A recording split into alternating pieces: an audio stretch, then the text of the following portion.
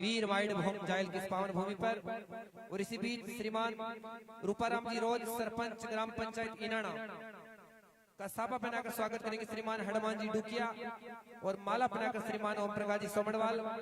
श्रीमान रूपाराम जी रोज ने इस कार्यक्रम को सजाने के लिए दिन रात मेहनत की, आपका बहुत बहुत स्वागत है। श्रीमान रूपाराम जी रोज सरपंच इनाना आगे आए, आपका हनुमान जी स्वागत करेंगे।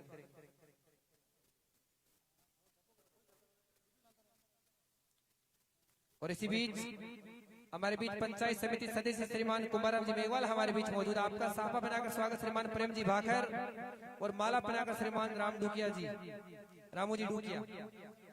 कुमाराम जी मेघवाल का स्वागत साफा बनाकर प्रेम जी भाकर। बिना किसी विलंब के त्वरित प्रवाह से आ गए। और स्वागत की अगली श्रृंखला में श्रीमान सीआर नाइक साहब, राष्ट्रीय लोकतांत्रिक पार्टी के एक समर्पित और जुझारू कार्यकर्ता है जो पार्टी के लिए दिन रात काम करते हैं। आपका साफा बनाकर स्वागत करेंगे श्रीमान शहर मोहम्मद खान। श्रीमान शेर मोहम्मद खान आ गया है, और चेनाराम सीआर नाइक साहब का भव्य स्वागत त्वरित प्रवाह से आ गया है सीआर नाइक। और स्वागत की अगली वेला में पंचायत समिति सदस्य मेरे बड़े भाई श्रीमान राहुल जी खारड़िया हमारे बीच मौजूद हैं। राहुल जी खारड़िया का स्वागत श्रीमान महिपाल जी सीवर के करकमलों से सापा बनाकर भव्य स्वागत। श्रीमान राहुल जी खारड़िया आप आगे आए।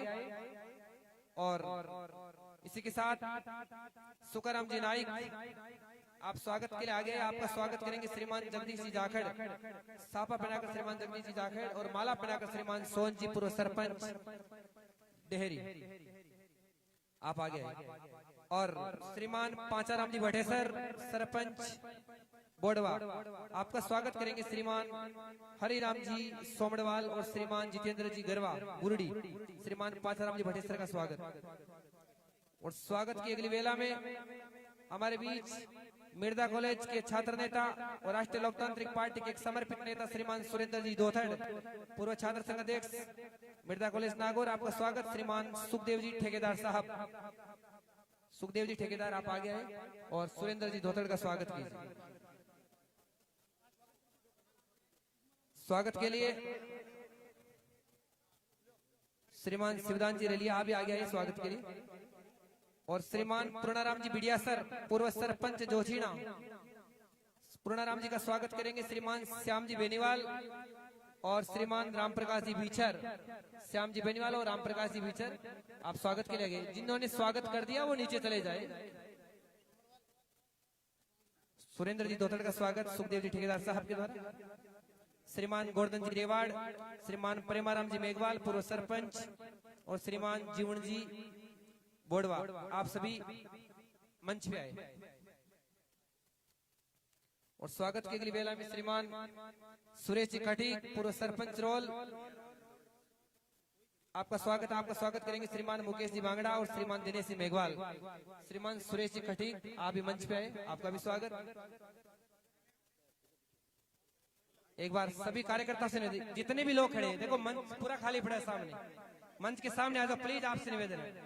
हनुमान जी भाई साहब का कहना है, हनुमान जी भाई साहब का मैसेज मानो आप। जितने भी लोग देखो सामने दरियों पर आराम से बैठो, कार्यक्रम का आनंद लोग खड़े क्यों, कार्यक्रम लंबा चलेगा। और श्रीमान रामलाल जी इनानिया आपका स्वागत करेंगे श्रीमान भवलाल जी नाइक सरपंच साहब, और श्रीमान सुखराम जी खुड़खुड़िया आप तेजा मंदिर अध्यक्ष, आपका स्वागत करेंगे श्रीमान गोपाल जी गरवा, और श्रीमान अशोक जी बुगासरा, और श्रीमान रामलाल जी इनानिया आपके स्वागत के लिए श्रीमान भवलाल जी नाइक, भवलाल जी नाइक आप आगे आए, और आप सभी का भव्य स्वागत। और हमारे बीच राष्ट्रीय लोकतांत्रिक पार्टी के नागौर के जिलाध्यक्ष श्रीमान हनुमान जी बागर हमारे बीच मौजूद है। हनुमान जी भाई साहब का स्वागत करेंगे श्रीमान सुरेंद्र जी सोमड़वाल, और ओम जी डोगीवाल और सुरेंद्र जी सोमड़वाल, हनुमान जी भाकर का स्वागत। गोवर्धन राम जी रेवाड़ जिनका सदस्यता के लिए हनुमान जी बेनीवाल ग्रहण कर रहे हैं, हार्दिक अभिनंदन। आगे मैं प्रेमाराम जी मेघवाल जीवन राम जी को निवेदन कर रहा हूं कि वे मंच पर आए जी। श्रीमान जीवन जी लवाइच बोडवा, श्रीमान जीवन जी लवाइच बोडवा मुख्य मंच पे आए।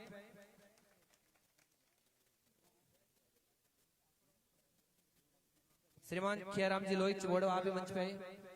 मंच पर राष्ट्रीय लोकतांत्रिक पार्टी के कई लोग आज दामन थाम रहे हैं, बहुत बहुत बधाई आप सभी को। निश्चित तौर से आप एक सुरक्षित हाथों में आ रहे हो।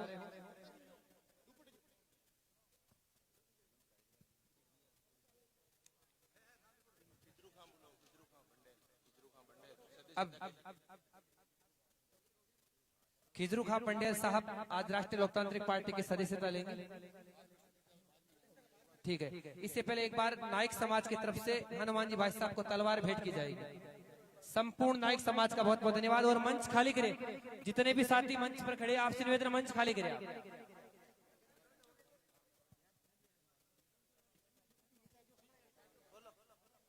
जी, नाइक समाज की तरफ से हनुमान जी भाई साहब को तलवार भेंट कर भव्य स्वागत। और मेघवाल समाज की तरफ से बाबा साहब अम्बेडकर की समर्थ चिन्ह भेंट कर हनुमान जी भाई साहब का भव्य स्वागत किया जाएगा। सबसे पहले नाइक समाज की, एक बार नाइक समाज के लिए दोनों हाथों की जोरदार तालियां। जो तलवार भेंट कर हनुमान जी भाई साहब का भव्य स्वागत। संपूर्ण नाइक समाज का आशीर्वाद आज हनुमान जी भाई साहब को मिल रहा है कि तलवारों की धारों पर इतिहास तुम्हारा चलता है, जिस ओर जवानी चलती है उस ओर जमाना चलता है। और मेघवाल समाज की तरफ से बाबा साहेब अम्बेडकर की स्मृति चिन्ह भेंट करके स्वागत। पीछे चले जाओ प्लीज। हनुमान जी लोमरोड पंचायत समिति सदस्य मंच के ऊपर आया। हनुमान जी लोमरोड पंचायत समिति सदस्य मंच के ऊपर आए। राहुल जी खारड़िया, अनिल जी वारपाल, इनकी पूरी टीम की तरफ से मेघवाल समाज की तरफ से हनुमान जी भाई साहब को बाबा साहेब की स्मृति चिन्ह भेंट कर भव्य स्वागत और अभिनंदन है। श्रीमान जीवन जी द्वाइज का स्वागत करेंगे ओम प्रकाश जी डोगीवाल। इसके साथ इस स्वागत की बेला को मैं ही विराम देता हूं।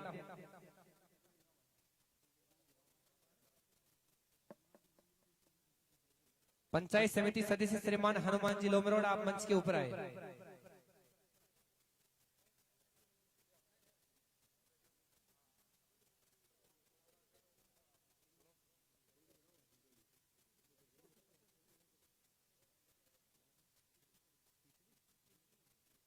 खिजरू खां जी का स्वागत श्रीमान ओम प्रकाश जी डोगीवाल के करकमलों से।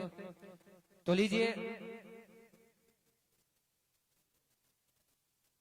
अब कार्यक्रम को आगे बढ़ाने उससे पहले उद्बोधन की इस वेला में स्वागत उद्बोधन के लिए हमारे बीच जाइल की एक मोटी आवाज श्रीमान अनिल जी वारपाल को मैं मंच पर। सुजानगढ़ से राष्ट्रीय लोकतांत्रिक पार्टी के विधायक प्रत्याशी श्रीमान सीताराम जी नाइक आप आगे आए और अपने सुभाषी से हम सबको लाभान्वित कीजिए।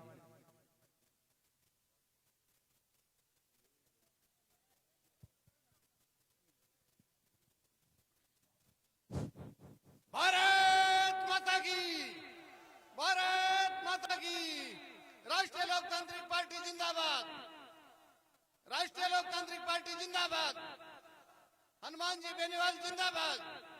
बोलो वीर तेजाजी महाराज की, बोलो राम सा पीर की, बोलो गोगा जी महाराज की, बोलो गुसाई जी महाराज की, बोलो बाबू जी महाराज की, बोलो जगदम्बा भवानी की, बोलो ख्वाजा साहब की, बोलो नौनाथ चौरासीदा की, बोलो 33 करोड़ देवी देवता की। परम सम्मानीय आपके जायल की पावनधरा पर राष्ट्रीय लोकतांत्रिक पार्टी का सत्ता संकल्प यात्रा कार्यक्रम होने जा रहा है। मंच पर विराजमान राष्ट्रीय लोकतांत्रिक पार्टी के सुप्रीमो नागौर सांसद हनुमान जी बेनीवाल साहब, मेयर साहब, पूर्व में राष्ट्रीय लोकतांत्रिक पार्टी चुनाव लड़े वारुपाल जी, सम्मानित मंच, मेरे सामने विराजमान मेरे पिता तुल्य बुजुर्गों, नौजवान भाइयों, माताओं बहनों, जहां तक मेरी आवाज जा रही है आप ध्यानपूर्वक सुने मेरे साथियों, सम्मानित साथियों। चुनाव का बिगुल बज चुका है। अब आप 75 साल से कांग्रेस और भारतीय जनता पार्टी का कार्यकलाप देखते आए।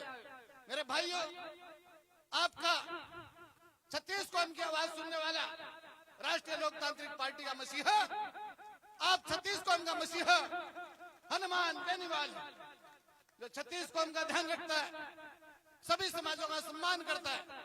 इसलिए आपको ध्यान में रखना होगा। अब ये जब 25 तारीख को जब चुनाव आए और आप चुनाव वोट देने जाओ, अपने इष्ट देवताओं को याद करते हुए बोतल के निशान पर वोट देना। भाई हनुमान जी के हाथ मजबूत करना, भाई हनुमान जी के हाथ मजबूत करोगे। आज तक हनुमान जी बेनीवाल 36 कौम का ध्यान रखते आए हैं और 36 कौम का ध्यान रखेंगे। इतना ही मैं आपको भरोसा दिलाता हूँ। सम्मानित साथियों, हनुमान जी के हाथ मजबूत करो। मेरी बात सुनी, मेरा मान और सम्मान किया, इसलिए बहुत बहुत धन्यवाद, बहुत बहुत धन्यवाद मेरे साथियों।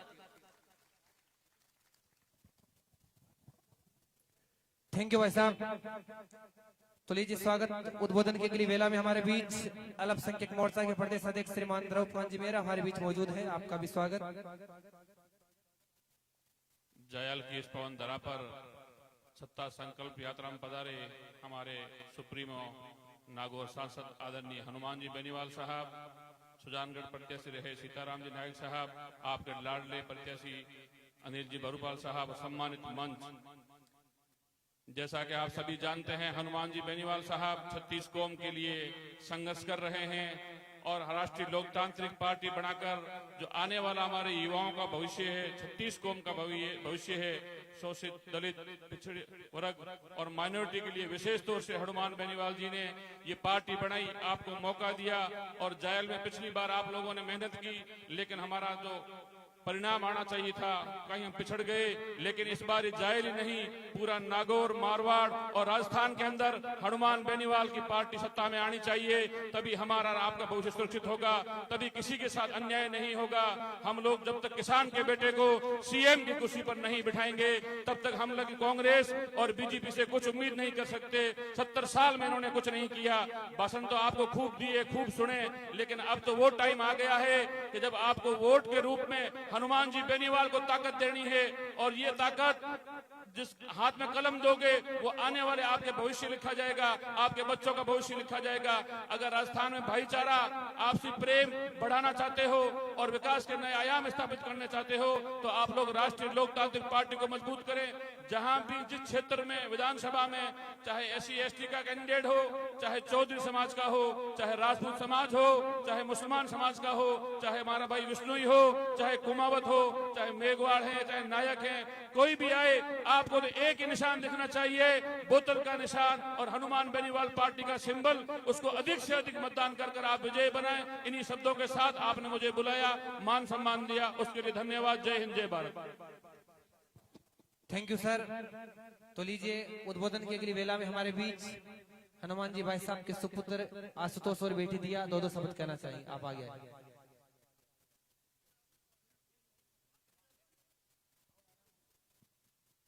बोलो वीर तेलरी महाराज की, बोलो रामचंद्र पीर की।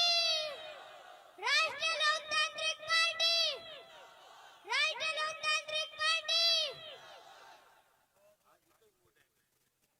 थैंक यू, बहुत खूब। तो लीजिए उद्बोधन के अगली वेला में हमारे बीच श्रीमान अनिल जी वारुपाल हमारे बीच मौजूद। एक बार दोनों हाथों की जोरदार ताली से श्रीमान अनिल जी वारुपाल।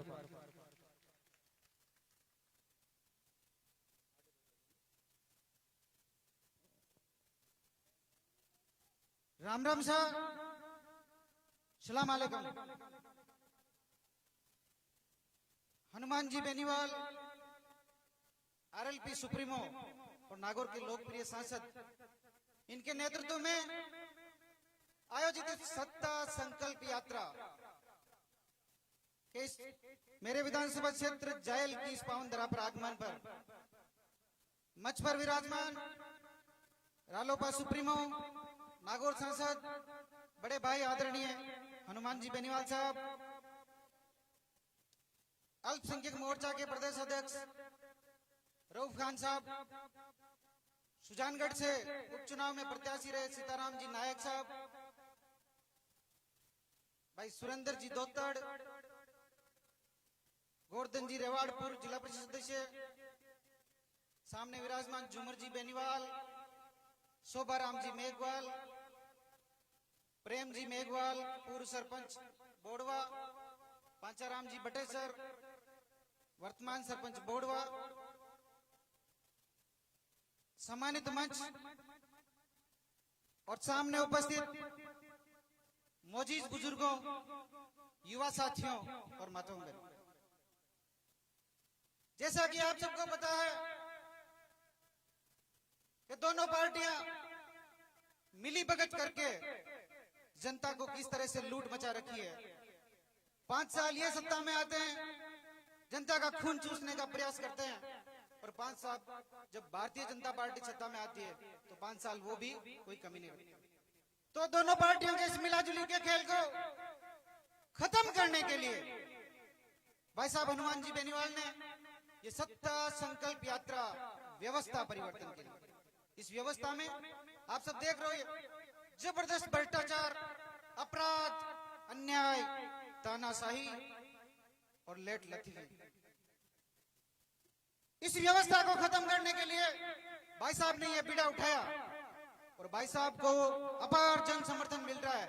इसको देखकर लगता है कि इस बार सत्ता बदलने वाली है और सत्ता आम जवान और किसान के बेटे के हाथ में आने वाली है। आप सबने देखा होगा कि राष्ट्रीय लोकतांत्रिक पार्टी अगर विपक्ष की भूमिका में कहीं दिख रही है तो अकेले राष्ट्रीय लोकतांत्रिक पार्टी दिख रही है। सरकार जो गलत निर्णय करती है उस गलत निर्णय का विरोध अगर कोई करता है तो रालोपा सुप्रीमो और रालोपा पार्टी के नेता,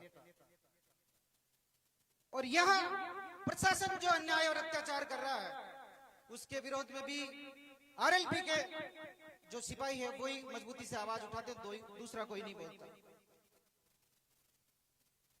अभी नागौर जिले में अगर देखा जाए तो जाइल विधानसभा क्षेत्र सबसे शांत इलाका हुआ करता था कोई टाइम में। आज देखिए यहाँ अपराधों की बाढ़ आ गई या भ्रष्टाचार चरम पर है, और यहाँ की जो सत्ताधारी विधायक उसको तो बहुत से लोग भ्रष्टाचार की देवी और कहने लगे। तो आपने देखा होगा यहाँ अगर कोई गवर्नमेंट सर्वेंट नौकरी कर रहा है उसको भी डर डर के अपना काम करना पड़ता है। आम आवाम और किसान की सुनने वाला कोई नहीं, और खुले आम भ्रष्टाचार को इन्होंने बढ़ावा दे रखा है और लोगों में एक भय का माहौल पैदा कर दिया। इसके सामने बोलने की कोई हिम्मत नहीं करता। यहाँ भी अगर इस भ्रष्टाचार की देवी से किसी ने लड़ाई लड़नी शुरू करी और लड़ाई जारी रखी तो वो आरएलपी के नेताओं ने और आरएलपी पार्टी की टीम ने और हम लोगों ने मिलकर करी। आपने देखा होगा विपक्ष पूरी तरह खत्म हो गया। या भारतीय जनता पार्टी से विपक्ष की भूमिका में रहने वाले जो नेता लोग घूम रहे उनको रहना चाहिए था, लेकिन जैसे ही चुनाव हुए, चुनाव के बाद सारे के सारे गायब हो गए। भ्रष्टाचार की भूमिका, इनके भ्रष्टाचार के खिलाफ अगर विपक्ष की भूमिका में कोई रहा है तो अकेले राष्ट्रीय लोकतांत्रिक पार्टी। मुझे किसी ने कहा, भाई साहब एक इंटरव्यू था, कोई दिल्ली की टीम आई हुई थी, तो उन्होंने कहा कि आपके जाइल में बहुत से मजबूत लीडर भी घूम रहे हैं भारतीय जनता पार्टी से या और कोई तैयारी करने के लिए। मैंने कहा मजबूती का आपका आकलन क्या है? आप लोगों ने कैसे कहा कि मजबूत, किस आधार पे कहा मजबूत? मैंने कहा शरीर से जरूर है, एक एक दिन में 10-10 जगह जिम लेते हैं, बाकी अगर अन्याय और अत्याचार से लड़ाई लड़नी हो उसमें अकेले राष्ट्रीय लोकतांत्रिक पार्टी ने लड़ाई जारी रखी, उसके अलावा कोई नहीं आ रहा। साथियों, मैं तो आप सबसे यही कहूंगा, साथ ही मैं आपको धन्यवाद देना चाहूंगा जाइल की जनता को कि जब जब मेरे परिवार ने यहाँ चुनाव लड़ा, आपने भरपूर दोनों हाथों से आशीर्वाद रख के 4 बार मेरे दादाजी को राजस्थान की विधानसभा में पहुंचाया। उसके लिए आप सबका धन्यवाद, आभार, अभिनंदन। पिछली बार जब मैंने चुनाव लड़ा उस समय भी आपने कोई कमी नहीं रखी और 50,000 वोट देकर एक नई ताकत के रूप में मुझे यहाँ उभरने का मौका दिया। उसके लिए मैं आपका आभारी रहूंगा, पूरे जीवन आपका ऋणी रहूंगा। सब पिछली बार कुछ चीजों की कमी हमारी भी रह गई थी, हर जगह पहुंच नहीं पाए थे, और आपको पता है कि दादाजी ने जो 4 साल का कार्यकाल था बिल्कुल ईमानदारी से अपना शासन किया था और एक नए पैसे का कहीं भ्रष्टाचार का आरोप नहीं लगा। पिछले चुनाव में जो सबसे बड़ी कमी, हालांकि मैं सब जगह पहुंचा, लेकिन अगर कमी देखी जाए तो मेरे पास संसाधनों की कमी रही थी। लेकिन आप ये सोचिए कि वो संसाधनों की कमी क्यों थी। संसाधनों की कमी की वजह अगर आप अपने आत्मा में झांक के पूछोगे तो साथियों आप सबको पता चल जाएगा। संसाधनों की कमी इसलिए थी कि हमने भ्रष्टाचार को पनपने नहीं दिया। हमने ये जो अधिकारी कर्मचारी इनको खुली छूट नहीं दी लूटने की, हमने दलाली नहीं की। इस वजह से कुछ कमियां रही, संसाधनों की कमी है। लेकिन उसके पीछे सबसे बड़ी वजह यह है कि मेरे परिवार ने और हमने पूरी ईमानदारी से आप सबकी सेवा की और हम पर कभी काजल की कोठरी में रहते हुए कभी दाग नहीं लगने दिए। साहब मैं तो आप सबसे यही विनती करना चाहूंगा कि संसाधनों की कमी हो सकता है, लेकिन मेरे अंदर हौसले की कमी नहीं है। और इस भ्रष्टाचार की देवी को यहाँ से जड़ से उखाड़ने का काम अगर कोई करेगा तो ये आपका भाई अनिल बारूपाल। आप सबने मुझे यहाँ बोलने का मौका दिया, एमपी साहब के बुलावे पर आपने इतनी बड़ी संख्या में हुजूम में पहुंचकर इस सत्ता संकल्प यात्रा को मजबूती प्रदान की, उसके लिए आप सबका बहुत बहुत धन्यवाद, आभार, अभिनंदन।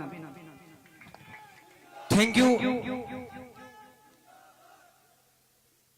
तो लीजिए उद्बोधन के अगली वेला में हमारे बीच मंच पर मौजूद है राष्ट्रीय लोकतांत्रिक पार्टी के समर्पित और जुझारू कार्यकर्ता सीआर नाइक साहब। आप आगे आए, साथ ही करेंगे स्वागत भाषण। सीआर नाइक साहब एक बार दोनों हाथों की जोरदार ताली से इनका स्वागत कीजिए। बहुत अच्छी मेहनत की इस कार्यक्रम के लिए। राम राम साहब। आज 17/10/2023 को सत्ता संकल्प यात्रा जाइल पहुंचने पर हार्दिक स्वागत, शुभकामनाएं। सम्मानित मंच पर विराजमान नागौर सुप्रीमो बड़े भाई हनुमान जी बेनीवाल साहब और मेड़ता से बड़ी बहन इंदिरा जी, विधायक मेड़ता से इंदिरा जी बावरी, और आरएलपी के पिछली बार जो चुनाव लड़े थे सुजानगढ़ से मेरे पिता तुल्य बुजुर्ग सीताराम जी, नागौर से जिला अध्यक्ष आरएलपी के हनुमान जी बेनीवाल साहब, श्रवण जी भाई साहब गोदारा, और सम्मानित मंच पंडाल में विराजमान मेरे पिता तुल्य बुजुर्ग माताएं, प्यारी बहनें और नौजवान साथियों, आप सभी को सीआर नाइक की तरफ से राम राम प्रणाम। और पिछले 40 वर्षों से इस जाइल विधानसभा में कांग्रेस और भारतीय जनता पार्टी अपनी मन मर्जी कर रही है। पिछले 40 वर्षों से तो इस दोनों पार्टियों ने 40 वर्षों में सिर्फ और सिर्फ लूट और झूठ के सिवा कुछ काम नहीं किया। आज राजस्थान में किसान गरीब मजदूर की आवाज बनकर सड़क से लेकर सदन तक संघर्ष करें बड़े भाई हनुमान जी बेनीवाल साहब, और हमारी पूरी नाइक समाज इस बार बेनीवाल साहब की मैं पिछले 5 साल से एक कार्यकर्ता के रूप में काम कर रहा हूं, और हम अब की बार पूरा नाइक समाज इस राष्ट्रीय लोकतांत्रिक पार्टी को ज्वाइनिंग करेंगे और साथ मिले हैं। तो मैं उम्मीद करता हूं जाइल विधानसभा से अब की बार 36 कौम के लोग मिलकर अपनी राष्ट्रीय लोकतांत्रिक पार्टी जाइल में सत्ता में लेकर जाएंगे। वादे के साथ दावे के साथ कहता हूं मैं अब की बार फाइनल जाइल से जिताएंगे। और मेरी एक मांग है, जो मैं आरएपी से कैंडिडेट हूं, टिकट की मांग कर रहा हूं, और आप 36 कौम का साथ और आशीर्वाद रहे तो मैं यहां से चुनाव लड़ना चाहता हूं। इसी के साथ आज का जो प्रोग्राम है ये इन्नाना सरपंच रूपाराम जी रोज और मैं और मेरी पूरी टीम ने जो प्रोग्राम रखा है पिछले 10 दिनों से यहीं है लगे हुए हैं, और आस और उम्मीद के साथ अगर आप मुझे इस बार यहाँ मौका दो तो मैं जरूर पूरा आप सबके साथ से आगे बढ़ेंगे सत्ता को। धन्यवाद। थैंक यू सीआर साहब। तो लीजिए इसी बीच हमारे बीच मेड़ता से राष्ट्रीय लोकतांत्रिक पार्टी की विधायक श्रीमती इंदिरा जी बावरी हमारे बीच मौजूद है। मैं चाहूंगा कि आपके स्वागत के लिए पंचायत समिति सदस्य श्रीमती संतोष जी मेघवाल हमारे बीच मौजूद है। तो 100 उड़ाकर आदरणीय इंदिरा जी बावरी का भव्य स्वागत। श्रीमती संतोष सिंह मेघवाल जो पंचायत समिति सदस्य, एक बार दोनों हाथों की जोरदार ताली से अभिनंदन होना चाहिए। आदरणीय इंदिरा जी बावरी का मेड़ता से राष्ट्रीय लोकतांत्रिक पार्टी के विधायक और श्रीमान श्रवण जी गोदारा पंचायत समिति सदस्य, आपका स्वागत करेंगे श्रीमान गोपाल जी। और श्रीमान जीवन जी आकोड़ा पंचायत समिति सदस्य, आप भी मंच पे आए, आपका स्वागत करेंगे श्रीमान महिपाल जी। तो लीजिए स्वागत के बाद में कार्यक्रम को आगे बढ़ाते हैं और उद्बोधन की अगली बेला में हमारे बीच मेड़ता से राष्ट्रीय लोकतांत्रिक पार्टी के विधायक श्रीमती इंदिरा जी बावरी, मैं चाहूंगा कि आप आगे आइए और अपने सुभाषित से इस किसान कौम को हम सबको लाभान्वित कीजिए।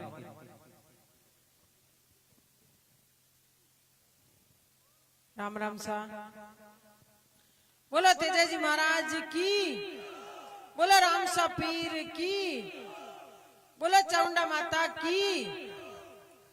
आज आपके जैल गांव में सत्ता संकल्प यात्रा में मंच पर विराजमान आपके सबके लाडला और 36 कौम की बात उठाने वाला हनुमान जी बेनीवाल साहब, सीताराम जी, बारूपाल जी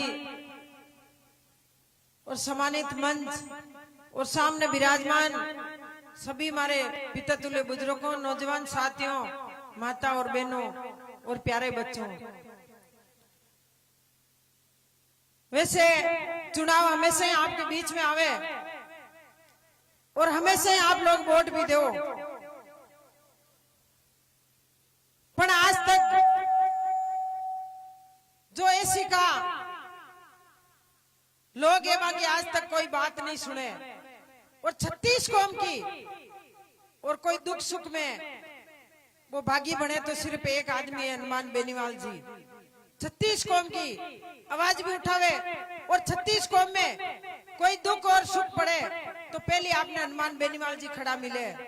तो मैं आपने वही निवेदन करूं कि आप लोग 36 कौम का लोग अब की बार आरएलपी पार्टी की मदद करें और हनुमान बेनीवाल जी को मजबूत करें। वैसे हनुमान बेनीवाल जी एक मजबूत नेता है और हमेशा ही वे एक ही बात कहे कि किसान का बेटा आके किया आवे और किसान को हक किया मिले। तो आप लोगों ने सबने मारो हाथ जोड़ो ही निवेदन है। मैं भी आज बावरी समाज की बेटी हूँ, सीताराम जी नाइक है और मैं जानू सीताराम जी नाइक ने और बावरिया ने एमएलए तो बहुत बड़ी बात है, मंग बाप दादा ही गुंदे क्या। और एमएलए को टिकट तो बहुत बड़ो या करे और मैं जानू रोडवेज को टिकट लेवे तो बावरी और नयन 2 घंटा उबर रहना पड़े। तो हनुमान बेनीवाल जी पहली बार पार्टी बनाई और पहली बार एक बावरी समाज ने और नाइक समाज ने टिकट भी दिया और तन मन धन से जिता भी दिया।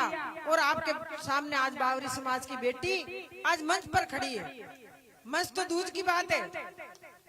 आज कटे बावरी समाज का कोई घर जावे ना कि मन चाय गालने के की का घर का वो बावरिया घर का कि थोड़ा बाहर बैठ जो पच गाल बा टाइम को नहीं मांगे। आ स्थिति राजस्थान में बनाई होड़ी सिर्फ बैठने वाला एक ही आदमी है, हनुमान बेनीवाल जी।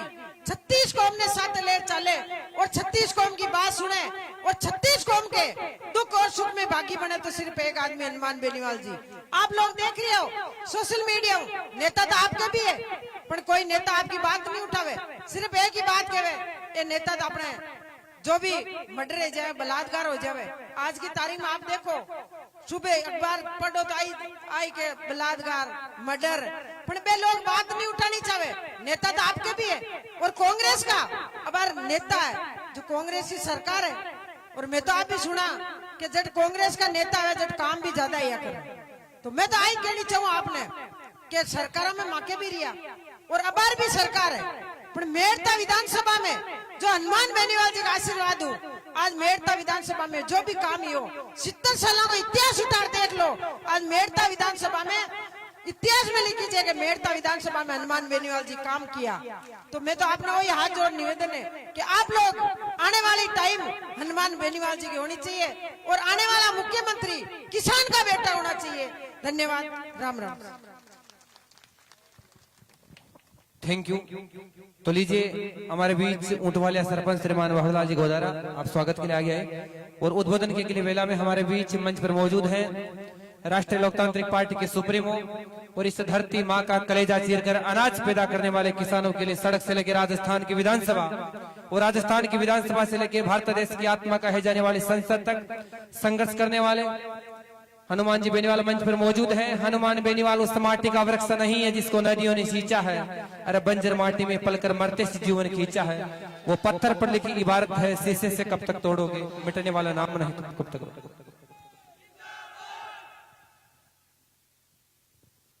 जाहिल की इस ऐतिहासिक सभा के अंदर मंचासीन मेड़ता की विधायक बहन इंदिरा बावरी जी, आरएलपी के वरिष्ठ नेता सुजानगढ़ से चुनाव लड़े सीताराम जी नाइक साहब, अल्पसंख्यक मोर्चे के प्रदेश के अध्यक्ष रऊफ मेहर साहब, छोटे भाई और जाहिल से पिछली बार भारतीय जनता पार्टी को 3rd नंबर डालने वाले अनिल बारूपाल जी, हमारे सीआर नाइक साहब और तमाम जो हमारी टीम बैठी पीछे सारे सरपंचगण, प्रधान के हमारे उम्मीदवार श्रवण जी, गोवर्धन जी चौधरी साहब, जिनका आशीर्वाद हमेशा मेरे साथ रहा। पहले घर से आशीर्वाद देते थे, आज स्वयं ही आगे प्रकट होकर मेरे साथ खड़े हो गए कि पूरी ताकत से लड़ेंगे। संतोष मेघवाल, सम्मानित मंच, मौजूद बुजुर्गों, नौजवान साथियों, छोटे भाइयों, जाहिल का सहयोग हमेशा मेरे साथ रहा। 1977 से पहले जिस इलाके से मैं आता हूं वो सारा इलाका जब मुंडवा विधानसभा क्षेत्र बनी तब जाहिल विधानसभा क्षेत्र में आता था। उस इलाके के ज्यादातर वोट जो बाद में मुंडवा के अंदर चले गए वो जाहिल 2 फाड़वा मुंडवा 77 में बना। उससे पहले जब स्वर्गीय राम सिंह जी 2 बार निर्दलीय विधायक बने तो हमारा और आपका वोट एक साथ पड़ा था, मजबूती थी।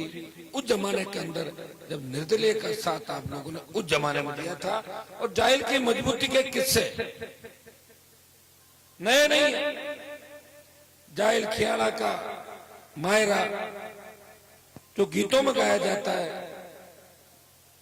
जब मायरे का गीत गाया जाता तो यही कहा जाता, जाहिल को जाट खियाड़ा को चौधरी, मायरा ऐसा बने।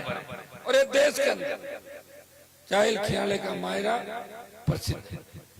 जाहिल के लोगों ने जब राजनीति में उन किसान नेताओं को ललकारा जो चाटुकारिता करके नागौर में अपने आप को किसानों का रखवाला कहते थे, तो जाहिल की सीट को ही रिजर्व कर दिया। 77 के सीट को रिजर्व कर दिया जाहिल के। भाइयों, मैं रिजर्वेशन के पक्ष में हूं, लेकिन एक बात हमेशा कहता हूं कि रिजर्वेशन चक्रीय प्रणाली से ऐसे चलना चाहिए जैसे सरपंच प्रधान का होता है। एक बार सरपंच, ये पंचायत है, एक बार 77 से लेके 2008 35 साल इलाका रिजर्व रहा। 35 साल के बाद दोबारा 8 से लेके और अब आगे 26, 27, 30 कब होगा रिजर्वेशन? लगातार 50 साल तक एक इलाके को इसलिए रिजर्व कर दो कि यहाँ राजनीतिक जागरूकता ज्यादा है। आप दूसरे इलाकों कर सकते रिजर्व, कौन मना कर रहा था? रिजर्वेशन पूरा हो, रिजर्वेशन के पक्ष में हम लोग, लेकिन एक ही जगह लगातार रिजर्वेशन। इस बात के मैं खिलाफ हूं। मैं चाहता हूं कि रिजर्वेशन भी बना रहे, लेकिन 50 साल कोई व्यक्ति अगर 1977 में पैदा हुआ या वोट देने की 77 में 18-21 साल का हुआ जब 2030 आएगा तो उसकी उम्र कितनी होगी अंदाज लगा लो। आधे लोग तो शायद मेरे साथ चले गए होंगे ना, क्योंकि मोदी जी जो कोरोना लेके आए थे उसका ज्यादातर उम्र का औसत भी घट गया। पहले 80-90 साल के लोग गाँव में दिखते थे, आजकल दिख रहे हैं क्या कोई? पहले ताश खेलता लोग दिख जाता, बुजुर्ग अपने यहाँ सबसे ज्यादा दिखते थे, ताकतवर थे पुराने लोग। भाइयों, जाहिल के साथ हमेशा अन्याय हुआ। यहाँ के किसान नेताओं की जाहिल पर टेढ़ी नजर थी, इसलिए उन्होंने जाहिल को बीकानेर में डाल दिया। जिला नागौर रिजर्व सीट, और जाहिल से जब यहाँ के नेता निकलते थे तो गाड़ी के कांच ऊंचे करके निकलते थे कि जाहिल वालों से क्या लेना देना, इनका तो वोट ही नहीं पड़ता। यही बात थी। जाहिल और लाड में विकास के अंदर पीछे रह गए, लाड में को चूरू में और जाहिल को बीकानेर। ये सोची समझी साजिश थी, क्योंकि आपने उनको ललकारा था, उनको हराया था आप लोगों ने, इसलिए उनके मन में टीस थी। उनके मन में ये टीस नहीं थी, उनके मन में ये भी टीस थी कि नागौर के किसान के बेटे बेटी, नागौर के मेघवाल बावरी नाइक समाज के बेटे बेटी, नागौर के कोई मुसलमान का बेटा बेटी अगर पढ़ के आगे बढ़ जाएगा, यहाँ नेर आ जाएगी, यहाँ के जमींदार बड़े हो जाएंगे, तो हमारे बेटे पोतों की दरिया कौन बिछाएगा? इसलिए जिले को अंधेरे कुएं के अंदर धकेल दिया, गर्त में डुबो दिया, वो सजा हम खुद भुगत रहे सारी। आज मैं धन्यवाद दूंगा छोटे मेरे भाइयों कि जिस ताकत के साथ ये लड़ाई लड़ रहे हैं, देश के किसी भी कोने में जाता हूं तो नागौर का व्यक्ति वहां मिलता है, जोधपुर बाड़मेर का व्यक्ति वहां मिलता है, शेखावाटी का व्यक्ति मिलता है। हमारा अभिनंदन करते हैं वहां पे कि हमारे राजस्थान से हनुमान जी आए हैं। मैं लोकसभा की कई कमेटियों के टूर के अंदर गया और जब उनकी पीड़ा सुनता हूं, वो किस्सा बताते हैं कि मैं तो 40 साल पहले आ गया था, मुझे तो कोई मेरा जानकार लेके आया, लेकिन अब धंधा ठीक ठाक चल रहा है। मैं गांव में मेरे परिवार का भी ध्यान रख रहा हूँ, समाज का भी ध्यान रख रहा हूँ। अगर 60 साल पहले नहर आ जाती तो मैं महाराष्ट्र, मुंबई और मद्रास कमा के लिए नहीं जाना पड़ता। यही सब कुछ होता। ये नागौर कहने को तो कहते हैं नागौर से राजनीति चलती है। हाँ, नागौर से राजनीति चलती थी 2 परिवारों की, और भाषण होते थे। चौधरी साहब तो जानते हैं सारी बातें, उनके साथ मंचों पर बैठते थे। बिजली आएगी तो करंट आ जाएगा, लड़कियां पढ़ेगी तो भाग जाएगी। हाँ, वैसे वो सही कहते, कौन भाग जाएगी आपको पता, कौन भाग रही है? हमारी तो कोई नहीं भाग रही, आपको पता किधर भाग रही, कौन भाग रही, ठीक है, जानते हैं। अगर नहर आ जाएगी तो पानी गंदा होता है, और ट्रेन आएगी तो चोर आ जाएंगे। ये भाषण होता है। और अब क्या भाषण होना पता है कि मैं कहता हूं कि फड़ौती, नागौर, जायल, डीडवाना, कुचामन, सीकर रेल लाइन लाओ, नई रेलवे लाइन का सर्वे चालू करा दो। अगर आपका आशीर्वाद रहा और मेरी ताकत बढ़ी स्टेट के अंदर, तो मैं तय है कि जायल से रेल भी निकल पड़ेगी। चुक चुक चुक चुक, पहले चुक चुक चुक चुक करती, पहले चुक चुक करती थी, अब सन्नाटेदार भागती रेल। आप देखते हो इलेक्ट्रिक रेल भी हो गई। शिक्षा के मामले में देखता था कि कुचामन से शिक्षा की क्रांति आई। क्यों आई? शेखावाटी नजदीक है सीकर झुंझुनू, वो हमसे बहुत आगे। जमीन नहीं उनके पास ज्यादा, जमीन हमारे पास ज्यादा है, जोत हमारे पास ज्यादा है, क्षेत्रफल हमारे पास ज्यादा है, लेकिन वहां धना सेठों के साथ वहां के नेताओं ने मिलकर शेखावाटी के तमाम उद्योगपतियों से बात करके, ज्यादातर देश के अंदर जो उद्योगपति वो शेखावाटी के अंदर है। आप नाम पढ़ सकते, लंबी लिस्ट है, टाटा बिरला से लेकर 50 लोगों की, कहीं कहीं शेखावाटी से उनका नाता रिश्ता। उनके साथ मिले और एजुकेशन को बढ़ावा दिया। और जब शिक्षा आई, शिक्षा की क्रांति आई, हमसे आगे निकल गए। हम लोग जमीन को लेके बैठे रहे, यहाँ नहर नहीं थी, 7-7 अकाल पड़ते थे। तीसरे अकाल के अंदर लोग मालवा जाते थे कमा के खाने के लिए। मैंने मेरी आंखों से देखा कि दूसरा जब अकाल पड़ता था गोवर्धन जी, तब लोग कोटा बूंदी जाते थे कमा के खाने के लिए। याद करो उन दिनों को। ये किससे दे देना आपको? तालाबों का पानी पी पी के अगर नारू रोग इस देश में सबसे ज्यादा फैला, वो नागौर के अंदर फैला था। वो क्यों फैला? कौन नेता थे यहाँ के? 1945 के अंदर जोधपुर स्टेट में मिनिस्ट्री थी नागौर के नेताओं की। 52 से लेके 96 तक लगातार सत्ता के अंदर 2 ही परिवारों का राज था, और उसके बाद भी लगातार सत्ता के अंदर है। सत्ता को भी बांट लिया, एक भाई कांग्रेस में, दूसरा भाजपा में, एक रात को बीजेपी में, सुबह कांग्रेस में, एक कांग्रेस में, रात को शरणम गच्छामी भाजपा में। फिर भी थापे नहीं। तकलीफ है कि हनुमान बेनीवाल क्यों जगा रहा लोगों को। 1998 के अंदर जब मैं राजस्थान यूनिवर्सिटी का अध्यक्ष था, मैं बीजेपी में राजनीति नहीं करना चाहता था। मेरे पिताजी की इच्छा थी, अस्पताल में भर्ती थे। मैं जब गया, उन्होंने सुना कि हनुमान निर्दलीय जीता और कांग्रेस वालों के टच में। तो मेरे कहा, बेटा अगर मुझे देखना चाहता है, मेरे घर में रहना चाहता है, तो कांग्रेस के साथ मत रहना। नहीं रहा, पिताजी की आज्ञा का पालन किया। मैंने उस भारतीय जनता पार्टी का दामन थामा जो किसान विरोधी थी, और मैं अगर चाहता तो जयपुर के आसपास किसी इलाके की सीट को ले लेता और वहां विधायक 1998 के अंदर बन जाता। लेकिन मैंने कहा मैं नागौर मुंडवा जाऊंगा, मेरे पिताजी की सीट जो किसानों ने, जवानों ने सींची है, वहां मैं राजनीति करूंगा और मेरे भाइयों को जगाऊंगा, उनको सत्ता के शिखर पे लेके जाऊंगा। 98 से लेकर लगातार का मेरा जो संघर्ष है, वो आपने देखा होगा कि किन परिस्थितियों अपराधियों से लड़ा, जितनी वसुंधरा को 7 समंदर दूर फेंक दिया, और गहलोत के बेटे को हरा कर उसका दिमाग भी ठीक कर दिया। और जब देश में टूट के गया था, जब किसान कौम को आवश्यकता पड़ी, हरियाणा उत्तर प्रदेश के किसान नेताओं ने कहा कि हमने देश की लड़ाई लड़ी हनुमान जी, हमारे नेता कमजोर पड़ गए, उनके जंग लग चुकी है, आप राजस्थान की धरती से आते हो जहां से वीर तेजाजी महाराज ने जन्म लेके 1000 साल पहले गायों के रखवाले के लिए बलिदान दिया था। आप भी उसी तेजाजी के भक्त हो। आप अगर मोदी का साथ छोड़ दो तो मोदी सरकार झुक जाएगी। मैंने कहा मैं बलिदान देने को तैयार हूं। अगर एक हनुमान के बलिदान से किसान कौम जीतती है तो ये लोग मोदी को छोड़ा और हाईवे जाम किया, एनडीए छोड़ के 70 दिन सड़क पे आ गया। ये जो लोग मेरे खिलाफ बोलते हैं, इनकी हैसियत क्या है? इनको मैंने कई लोगों को डीवाईएसपी और एसपी के पैर छूते हुए देखा है, और मैं ही हूं वो 1998 के अंदर जब आया था, तब हेड कांस्टेबल ज्ञापन लेने के लिए आता था। थानेदार मिलता नहीं था लोगों से।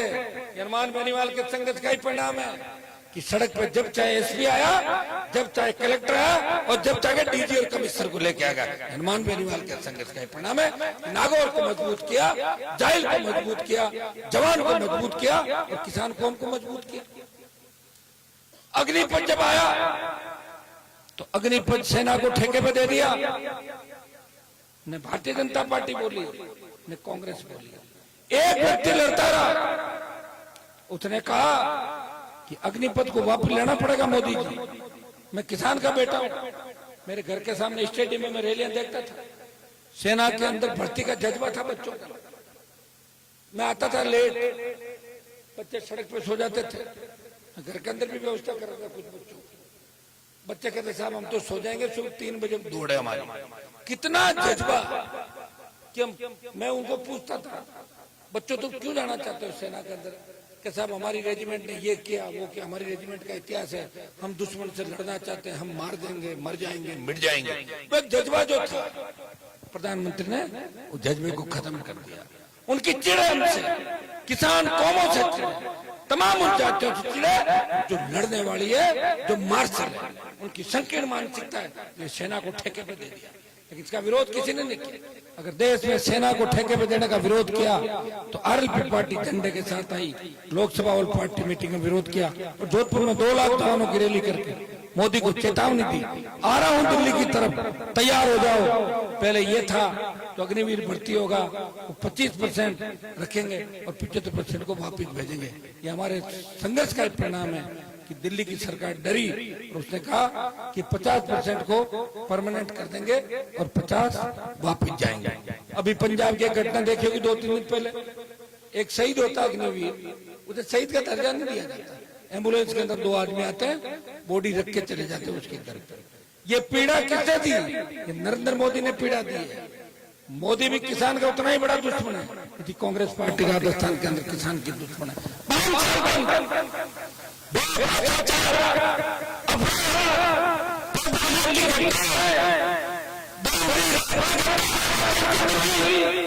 हमारे छोटे मासूम भी सुरक्षित नहीं, घर से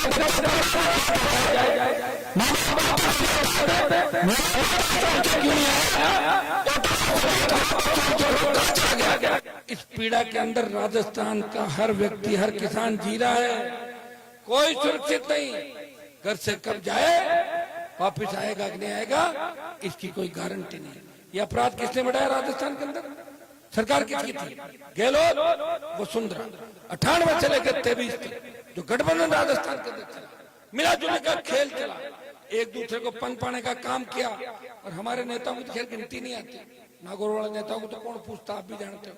उनका जो काम है वो तो कर ही रहे हैं अपना, क्योंकि उनके पेट में तो दाना कहाँ से है आप भी जानते हो।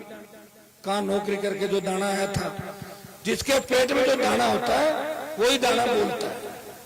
किसी व्यक्ति का अगर कोई ड्राइवर बहुत बड़ा आदमी बन जाए, लेकिन जब भी उसको मालिक सामने दिखता है तो ड्राइवर ये कहता है कि ये मेरे मालिक थे जमाने के, क्योंकि दाना राजा महाराजाओं के पेट में बोल रहा है। और जिनके पेट में राजाओं का दाना बोल रहा है वो कभी किसान को उनकी बात नहीं करेंगे। यहाँ जब हार्डकोर अपराधियों ने किसान के बेटों के सीनों पे गोलियां मारी थी, कहाँ चले गए लोग? मर गए थे कौन से बिल के अंदर? तुम पूछना चाहता हूँ। एक हनुमान बनवा लड़ाई लड़ रहा था, मोदी को छोड़ दिया, वसुंधरा को भगा दिया, और 1 रुपए की चंदे की रसीद नहीं काटी किसी ने। कोई नहीं कह सकता कि कटोरे लेके घूम रहा हूँ कहीं पे, अभी तक तो नहीं काटी। बिना पैसे के संसाधनों का भी, जैसा अनिल भारूपाल हारा, आरएलपी पार्टी हार गई मेरी। पिछली बार हारने के और भी कारण थे। ये डेराना वाला बाप बेटे दोनों आगे रहा। अरे तावड़े पड़िया छियाना दो, तावड़े पड़िया मर जाओ, कर दी मदद। वो चलो माँ बेटी आ गया, कर दी मदद। कभी ससुर आ गया इसका, कर दी मदद। कोई भीलवाड़ा से आया, कोई सीकर से आया, कोई गंगानगर से आया, कहीं नागौर से हो रहा है, तो मैं तो रह गया पीछे। मेरा काम तो ये रह गया कि पार्टी बनाओ और इनको नेता बनाओ और ये चोरी चकारी करे और मैं झंडे लेके घूमता रहूं, मेरी उम्र बढ़ती रही। धंधा करना मैं बनाएगी पार्टी में। अब की बार चिंता पूरे राजस्थान की करूंगा, उनकी कोई चिंता नहीं करूंगा। पिछली बार तो मुझे डर था कहीं आप मुझे ही नहीं करो कि हनुमान की वजह से हमारे विधायक कम हो गए, हनुमान की वजह से वो हार गए, जीत गए। मैं जीत नहीं रहा था सब जगह, लेकिन वोट ले रहा था सब जगह। और वोट अगर लेता तो किसी न किसी का ऑपरेशन होता। ये तो आरएलपी तो यूं भी चलती है और यूं भी चलती है, ऐसे जाते हुए भी और आते हुए भी चलती है, तो पता नहीं चलता किसके चल जाए। पिछली बार ये स्थिति, लेकिन इस बार जीत की स्थिति।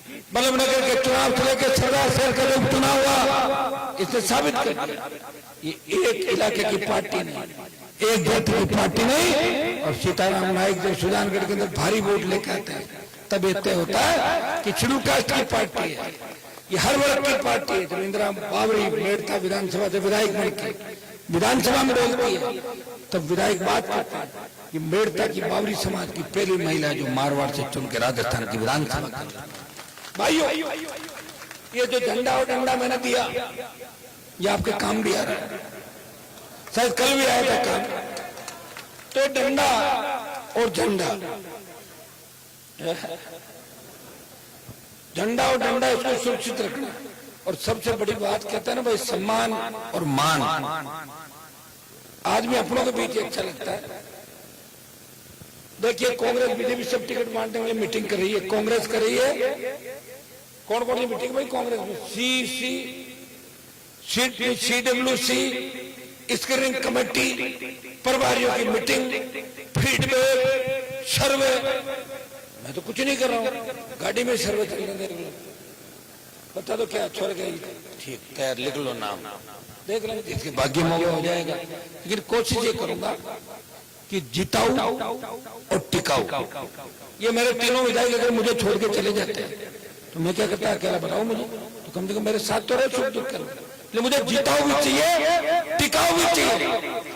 और ऐसा है कि जो सेकंड आता है वो वापस फर्स्ट आ जाता है। जाहिल पिछली बार सेकंड थी, इस बार फर्स्ट क्या हो गया, फर्स्ट तो लाना ही पड़ेगा। थोड़ा सा कई बार आपका जोश ठंडा हो जाता है, कोई डरा जाता है, अरे बेटे समीकरण बिगड़ गया और बोर्ड टूट गया। मैं जब चौधरी हमारे प्रधान जी रामकरण जी की चुनाव के दौरान डेथ हो गई थी, मैं दाद संस्कार में बाबा के गया तो जाहिल बहुत चिंता कर कि साहब जाहिल में तो हुई जी हो, शिवसर में थे आ रहे हो, मैंने बहुत चिंता। मैंने कहा चिंता मतलब 20,000 के लगभग जीते, 17-18,000 जीत गया था। मुझे तो पता है कि जाहिल में जो पिछली बार 50,000 वोट मिला था वो इस बार 78-80,000 मिल रहा है। कितना बहुत भारी बहुमत जीत रहे हो। लेकिन टिकट से पहले मैं सर्वे कराऊंगा, आप सबका मन क्या है वो भी लूंगा। और ये मंच पे जितने भी लोग टिकट मांग रहे हैं इनको मैं एक ही बात कहूंगा कि जिसको आरएपी टिकट दे दे उसके साथ आना सब, क्योंकि आप पता कांग्रेस की टिकट भी तय है और बीजेपी की टिकट मेरे हिसाब से आजकल आज क्या आ गई, आ जाएगी बीजेपी की टिकट। हमें क्या करना उन टिकटों से, हमें तो ये ध्यान रखना है कि हनुमान जी ने 25 साल प्रदेश को दिए, अगर टिकट नहीं भी मिले तो 5 साल हमारे भाई को हम भी देंगे इस राजस्थान को बचाने के लिए, तब जाके व्यवस्था बदलेगी। व्यवस्था ऐसे नहीं बदलती कि कांग्रेस छोड़ भाजपा में, भाजपा छोड़ कांग्रेस में, काको कटे भतीजो कटे, भतीजी की पार्टी में पाची आवे दौड़ तीर मन बड़ेर बन निकले, वो काम व्यवस्था हम बदले। कहीं ईडी की रेड हो रही है, कहीं एसीबी आ रही है, कोई जा रहा है वापिस नहीं आ रहा, और कोई जो चला जाता है परमानेंट गायब हो जाता है। देखो आप हो रहे गायब सारे, फिर भी मैं इसलिए चुप हूं कि कुछ बंदिश है मेरे ऊपर। लोग ये नहीं कहते कि हनुमान जी तो समाज के लोगों के पीछे पड़ गए, मैं पीछे नहीं पड़ा, मैं तो सारे पीछे पड़ गए। इतिहास उठा कर देखो, मैं तो मरते मरते बचा हूं। ये तो आपकी कृपा थी कि सरकार से लड़के वापिस बाहर आया और आपको संगठित किया, और आपके साथ साथ शेड्यूल कास्ट ओबीसी का नारा देके दिल्ली तक गया और पार्टी बना के आपके बीच आपका सम्मान बढ़ाने के लिए आया हूं। इतना ही विश्वास आपको दिलाता हूं, आने वाला समय आपका है। नागौर को 200 सीटों पे भारी मुकाबला होगा और हर सीट पे राष्ट्रीय लोकतांत्रिक पार्टी 1 नंबर और 2 नंबर की लड़ाई लड़ रही है, 3 नंबर कहीं पर नहीं किसी सीट पर। आप चिंता निकालते हैं। और डायल पे तो मुझे ऐसा लग रहा है कि आप अगर थोड़ी सी हिम्मत रखेंगे, आप इनसे डरते क्यों, पुलिस वाले घूम रहे हैं, इनसे क्या करना, आपको डर के क्या, कोई डर लग रहा है, डर लग रहा है मुझे घंटी कर दिया करो, मैं बैठा हूं। ये अपना काम करें, हमें अपना काम करना। गए 5 साल के अंदर जो आपके वर्तमान विधायक को वोट मिला था, बहुत से वोट टूट गए। कैसे मारा लोगों को, दौड़ा दौड़ा, किसी को आर्थिक रूप से मारा, किसी की जेब कटी, किसी का कुछ हुआ और किसी का कुछ हुआ, किसी नए आदमी को आगे नहीं आने दिया। आप जानते हो हर चीज में कमीशन, सबसे ज्यादा भ्रष्टाचार अगर हुआ तो नामा और जाइल,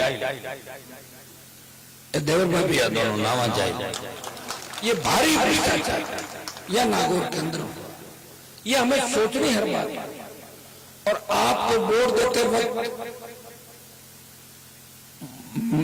जब बोतल का चिन्ह देखो तो उसमें हनुमान बेनीवाल की परछाई नजर आने से हनुमान को वोट डाल तो जीत हो जाएगी। आप देखना कि एक व्यक्ति लड़ रहा है, कहना आसान है, छोटी सी तकलीफ पड़ती है, पटवारी घर आता है ना, आप भी परेशान होता है, पटवारी 3 बार आएगा, नोटिस दे दियो, हमारे खेत में जबरदस्ती बाटा मिल गई पटवारी, अरे साहब कांस्टेबल आएगा 3 बार डिक्लेयर तमिल ग्राउंड लुक जाए लोग।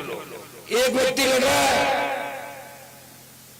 सीना तान के खड़ा है, वो छुप नहीं रहा है, वो न मोदी की तरफ देख रहा है, न उसे मोदी की ईडी सीबीआई से डर लग रहा है, न उसको गहलोत की एसीबी और क्राइम ब्रांच से डर लग रहा है, उसे डर लग रहा है तो सिर्फ आपके भविष्य को लोग चिंतित है कि 23 में अगर सत्ता में नहीं आए तो 28 में मेरी भी उम्र बढ़ रही धीरे धीरे, फिर मैं कौन रखवाले करेगा आपकी, बताओ।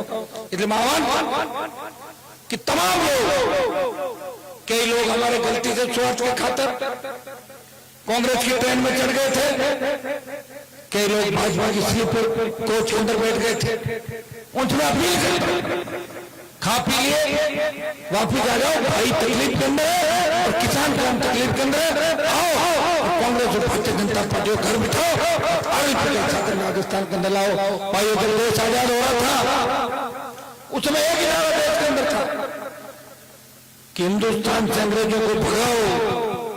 तब कोई जाति के शहीद नहीं माने जाते थे, जो क्रांतिकारी थे लड़ रहे थे उनकी जाति नहीं थी, वो क्रांतिकारी थे, भारत माता के सपूत थे।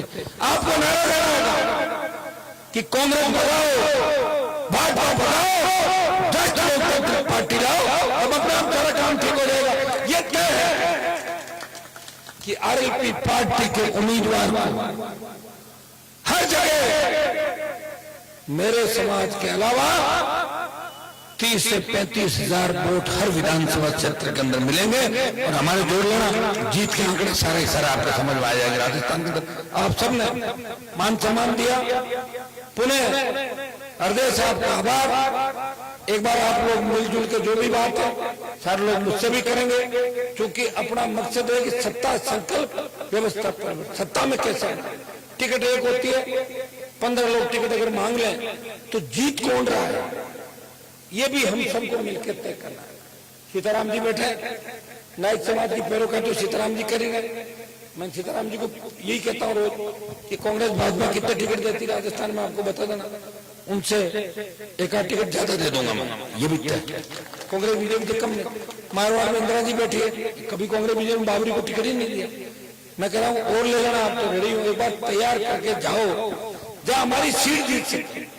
हमें सबको टिकट देना, मेघवाल को भी देना, नाइक समाज को भी देना, बाबरी समाज को देना, रेगर समाज को भी टिकट देंगे, वाल्मीकि को देंगे, जाटों को देंगे, बेरवा को देंगे, तमाम जातियों को देंगे। शेड्यूल कास्ट की जातियों, जाट, गुर्जर, मीणा, धाकड़, आंजना, पटेल, सिरवी, राजपूत, ब्राह्मण, जो जो मांगेगा और मजबूत है और डिमांड होगी टिकट देंगे। ये पार्टी है भाई, पार्टियां सर्व जातियों से चलती, एक जाति से पार्टी नहीं चलती। हाँ, किसी न किसी को लीड करना होता है। अगर जाहिल का मुसलमान समाज इस बार ये तय कर ले, जिनकी संख्या जाहिल में अच्छी है, कांग्रेस को तो हमेशा ही वोट डाल दो 70 साल में, एक बार ये तय करो कि एक बार हनुमान जी वाली पार्टी को डाल दो, बीजेपी तो नहीं डाल दो, मुझे डाल दो, जीत में बहुत बड़ा योगदान मिल जाएगा। बहुत बड़ा मुस्लिम वोट है, रऊफ साहब बैठे हैं, इनको मैं यही समझा जैसलमेर बाड़मेर की गणित। मैं कोशिश कर रहा हूँ कि कुछ बड़े मुस्लिम चेहरे पार्टी में आए, लेकिन सब लोग एक ही बात कर रहे हैं, साहब हाल तो टिकट मांगी, टिकट करते हैं आज जाओ, अब वेट करो, हाल तो टिकट कर रहे, एक चीज को वेट और करो कि कांग्रेस को भाजपा दौड़ी बट नहीं मुझे लाइफ हम मार कर आए मंगल बढ़ जी टिकट ही होगा लाइफ चला क्या अभी हम इसके साथ मिल के लड़ेंगे। ये दम राजस्थान के अंदर प्रत्येक नेता के अंदर, जनता में तो दम है, जवानों में दम है, लेकिन नेता कमजोर। कई लोग मेरे पास इसलिए भी नहीं आना चाहते कि हनुमान जी बड़ी तो पंचायती पंचायत चल रही है ना, पंचायत सबकी चलती है, गलत चीज में नहीं चलेगी।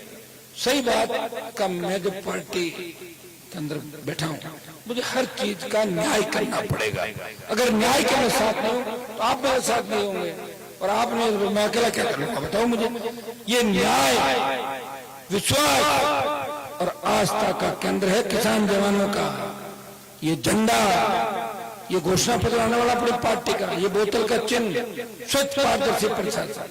लोगों को उम्मीद है, लोग कांग्रेस बीजेपी के कैंप में टिकट मांगने के लिए आते हैं और धमकी ये देते हैं कि अगर टिकट नहीं दोगे तो मैं आरएलपी में चला जाऊंगा। कितनी बड़ी बात है बताओ मुझे, बहुत तंग है कांग्रेस मेरे साथ, बहुत तंग है। अरे जनमान क्या क्या करें, तभी तो मोदी अमित शाह बार बार चक्कर लगा रहे राजस्थान, उनको आने का हर 5 दिन 7 दिन चक्री लग रही नहीं लग रही, यहाँ भी लग जाएगी आपके, तो जो मैं घूम रहा हूँ तो चक्री तो लगनी पड़ेगी।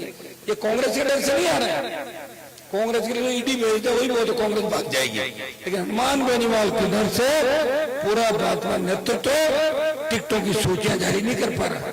अब लोग मुझे पूछते आप कब करोगे, कर देंगे, हमें क्या जल्दी है, हमें जिनको लड़ना है वो तो मन में तय है, और नहीं है तो बैठ के बात करेंगे। कर रहे हैं, हमारा भी सर्वे चल रहा है, ऐसा नहीं कि नहीं चल रहा, सारी बात चल रही है। मेरे पास तो सब जगह जवानों की फौज है राजस्थान के, ये सुबह शाम बताते रहते हैं, इसको दो इसको मत दो, ये करो वो करो, समीकरण खुद ही बनाते। बच्चे इतना होशियार हो गए, मेरे से भी आगे निकलने लग जाते कई बच्चे, तो रोकता हूँ, रुको थोड़ा सा, रुको थोड़ा धैर्य रखो, जोश में होश में रखना, और निश्चित रूप से आने वाला समय आपका जाहिल का पिछले 5 साल का जो गुंडागर्दी, भ्रष्टाचार हुआ, पुलिस से लेके एसडीएम दफ्तर, तहसील से लेके हॉस्पिटल के अंदर डॉक्टरों से लेके जो गुंडागर्दी हुई, उसका एक इलाज है, कांग्रेस को इस बार घर बिठाना, और उन सब का नाम लिख लो जिन्होंने बदमाशी करी। अपनी सरकार आ गई तो 24 घंटे के अंदर उन सबको घर भेज देंगे परमानेंट, और परमानेंट घर भेज देंगे तो गेला ओढ़ा फाटा फेंक के सड़क में घर में लोगों को पूछे, ये इलाज है उनका, इसके अलावा कोई इलाज नहीं। आप सबने शानदार कार्यक्रम कराया, हमेशा मेरा साथ दिया, आगे भी आपको साथ देना है, जोरदार नारा लगाए। राष्ट्रीय लोकतांत्रिक